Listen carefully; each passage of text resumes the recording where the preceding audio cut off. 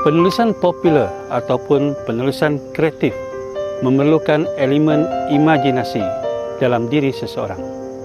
Imajinasi ini diperolehi melalui beberapa cara. 3 daripada cara untuk berimajinasi dalam menghasilkan penulisan popular ataupun penulisan kreatif yang baik adalah: pertama, pengalaman hidup; kedua, kepakaran seseorang ataupun kemahiran; dan ketiga ialah berfikiran kreatif.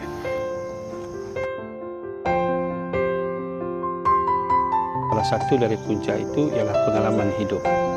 Seorang yang bekerja sebagai anggota keselamatan sebagai contoh mempunyai pengalaman hidup yang sangat unik.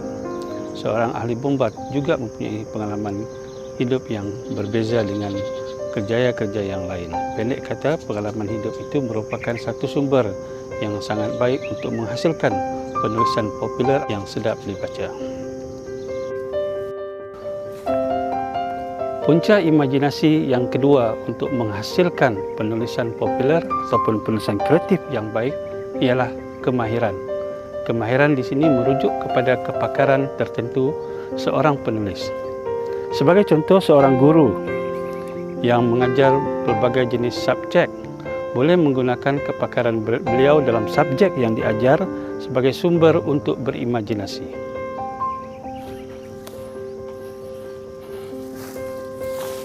Kemahiran ataupun kepakaran yang dimiliki seseorang itu tidak semestinya adalah berdasarkan kepada pendidikan yang dimiliki. Seorang tukang kayu sebagai contoh mempunyai kepakaran dalam membuat pertukangan seni kayu.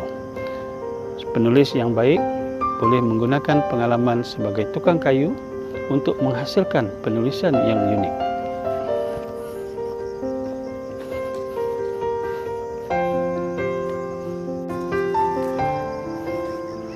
Punca kepada imajinasi yang ketiga ialah kreatif. Seorang penulis yang baik mempunyai pemikiran yang kreatif. Pemikiran yang kreatif bermaksud dia meletakkan penceritaan ataupun penulisannya itu dalam bentuk yang subjektif, di mana penulis yang baik itu tidak memberikan keputusan dalam penulisan beliau.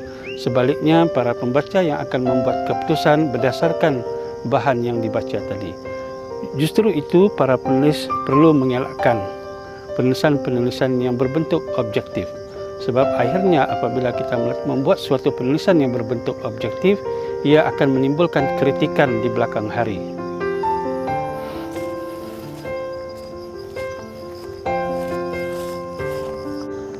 Rumusannya ialah untuk menghasilkan penulisan populer yang baik ataupun penulisan kreatif yang seronok untuk dibaca. Seorang penulis itu perlu mempunyai 3 faktor ataupun 3 punca imajinasi yang telah saya kongsikan sebentar tadi. Yaitu yang pertama ialah pengalaman hidup. Kedua, kemahiran ataupun kepakaran seseorang itu dalam bidangnya. Dan ketiga ialah berfikiran kreatif.